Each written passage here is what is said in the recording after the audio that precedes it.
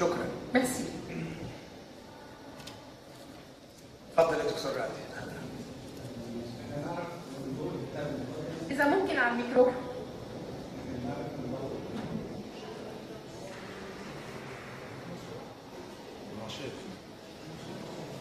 Si bien au micro, ça serait bien. الو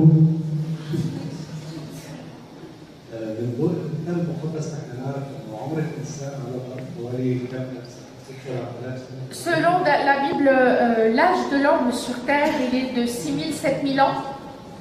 بس العلماء وجدوا مستحدثات للانسان تعود الى مئات نفس من الجثث. Mais les savants ont trouvé, les scientifiques ont trouvé plus des cadavres qui revenaient à l'homme et qui datent depuis des millions d'années. ومع الربط بنظريه التطور Et aussi avec l'évolution, l'idée de la théorie de l'évolution avec Darwin. بده يوصلوا لانه الانسان فعلا هو متطور عن مسيره اخرى. Et donc ils ont pu comprendre que l'homme a été beaucoup plus évolué des singes. كيف ممكن نحن نعرف ونقدر نربط الكتاب المقدس والمصطلحات الى الوضع. Donc comment on peut faire un lien entre ce que dit la Bible concernant l'homme et ce que dit la science concernant l'homme aussi. اوكي شكرا. خلوني اجاوب السؤال ده باختصار شديد. Rapidement, je voudrais vous répondre à cette question. الكتاب المقدس هو رسالة الله الروحية لنا. Donc la Bible, c'est le message spirituel de Dieu pour chacun de nous. لم يرسل الله لنا إشعياء وموسى وبطرس لكي يشرح لنا البيولوجي بتاع الإنسان. Et Dieu n'a pas envoyé Ésaïe, Moïse et les autres prophètes pour nous expliquer la biologie de l'homme. فالكتاب المقدس ليس كتابا علميا. Parce que la Bible n'est pas un livre scientifique. نبحث فيه عن أصل الإنسان وكيف يتكون وكيف تعمل أمعاؤه وكيف يعمل عقل مخه. On ne cherche pas dans ce livre-là l'origine de l'homme, comment il fonctionne, comment son estomac fonctionne et comment son être fonctionne. علشان كده لما تقرب للكتاب المقدس حط في ذهنك ان في اسئله هيجاوبك عليها وفي اسئله مش هيجاوبك عليها لان ده مش مجال تخصصه. Et donc quand vous lisez ou vous vous référez à la Bible, il y a des questions auxquelles vous allez avoir des réponses et d'autres questions auxquelles vous n'allez pas avoir des réponses parce que la Bible n'est pas un livre scientifique. الكتاب المقدس مسؤول ان يجيب عن سؤال لماذا خلق الله الإنسان؟ La Bible est responsable de répondre sur cette question, pourquoi Dieu a créé l'homme.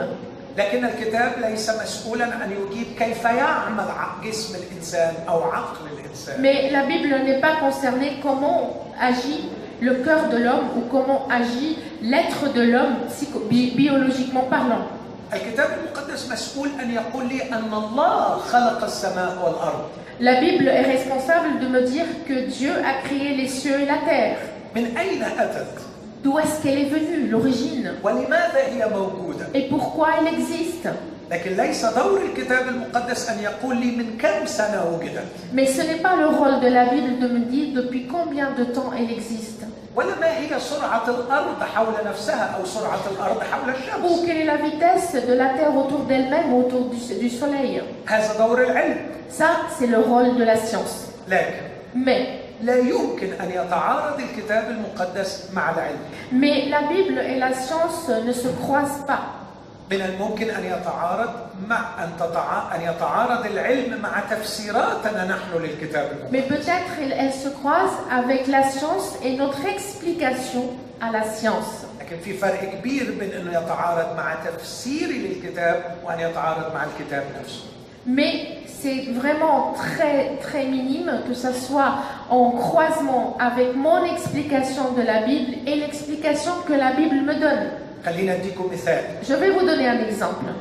في أسفار المزامير والنبوات كتير يقول أن الرب ثبت الأرض والمسكونة ثبتت. Oui, dans les psaumes, il y a beaucoup de psaumes qui parlent que Dieu a créé l'univers, il l'a instauré. لما أنت تسمعي أو أنت تسمع النهاردة البايبل بيقول إنه الرب ثبت الأرض اللي تفهمه. Mais quand tu entends que la Bible dit que le Seigneur a posé les fondations de la terre, comment tu le comprends? فهمي إيه يا ساندرا؟ أن الرب ثبت الأرض اللي تفهميها. Comment tu peux comprendre que Dieu a posé les fondations de la terre? خلقها، يحفظها، Il l'a créée, il la protège, il la garde, il la contrôle. لكن للأسف الشديد في العصور الوسطى Mais au Moyen Âge, et malheureusement, لما طلع جاليليو quand Galileo est venu, وقال إن الأرض بتدور، quand il a dit que la terre tournait, قالوا له لا مستحيل تكون بتدور، ils lui ont dit c'est impossible. لأنه الكتاب بيقول الرب ثبت الأرض. Parce qu'il est écrit dans la Bible que Dieu a posé les fondations de la terre. هل هنا الغلط في الكتاب ولا في تفسير الكتاب؟ Est-ce que là, l'erreur vient de la Bible ou de l'explication de la Bible? إيه رأيكم؟ Qu'est-ce que vous en pensez? تفسير الكتاب. بلا شك. De l'explication de la Bible, sans doute. أنا حطيت القاعدة العامة دي عشان نفهم علاقة الكتاب بالعلم. Moi, j'ai mis cette base pour que nous comprenions la relation de la science avec la Bible. لكن بالنسبة للسؤال دكتور رادي في ردين. Mais pour répondre à Dr Hadi, il y a deux réponses. الرد الأول إنه أول آية في الكتاب المقدس تقول في البدء خلق الله السماوات والأرض. Donc, la première réponse, c'est que Dieu, dans la Bible et dans le livre de la Genèse, il est écrit au début, Dieu créa les cieux et la terre. أما Au فكرة commencement. 6000 سنة Et si l'idée des 6000 années, فهو عمر الإنسان على الأرض وليس عمر الخليقة. الخليقة في البدء خلق الله السماوات والأرض. donc c'est l'âge de l'homme sur terre et non pas l'âge de l'existence de la terre. إذا العلم قال إن البدء ده من 13 بليون سنة ما عندناش أي مشكلة كتابية في هذا. Donc si la science dit que le commencement était il y a 13 billions d'années, nous n'avons aucun problème avec cela. أما فكرة الحفريات اللي موجودة اللي بيقولوا إن ليها ملايين السنين. Mais si on parle aujourd'hui de la science et de toute l'exploration de la science qui remonte à des millions d'années, عندنا ردين عليها أيضا. nous avons deux réponses à vous donner. الرد الأول La première réponse, أن الطوفان عندما حدث قلب كل طبقات الأرض. donc le déluge, quand il s'est produit, il a renversé toutes les étapes et les profondeurs de la terre. فكانت هناك أشياء على السطح Donc il y avait des choses qui étaient à la surface صارت على بعد كيلومترات في عمق الأرض. et sont maintenant à des kilomètres dans les profondeurs de la terre. هم لا يؤمنون بالطوفان Donc les gens ne croient pas au déluge ويظنون أن وجودها على هذه الأعماق جاء نتيجة ترسيب طبقات احتاجت بلايين السنين. et donc ils pensent que son existence qui est à ces profondeurs-là, c'est la résultante de problématiques géologiques qui se sont passées durant les millions d'années. الرد الثاني La deuxième réponse, أن العدد الثاني في سفر التكوين يقول كانت الأرض خريبة وخالية. le deuxième verset de la Genèse, il dit que la terre était vide et elle était sans vie. الله لا يخلق شيئا خريبا وخاليا. Donc Dieu ne crée rien qui est vide et qui est sans vie.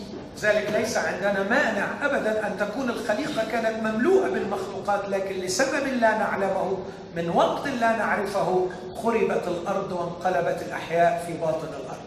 Mais pour des raisons qu'on ignore aujourd'hui, et nous n'avons pas aucun doute qui pourrait dire que peut-être il y a eu des créatures qui étaient là et qui se sont renversées à un moment donné dans la vie de cette terre et qui s'est produit de cette manière-là, mais on ne connaît ni le temps, ni l'heure et ni les années.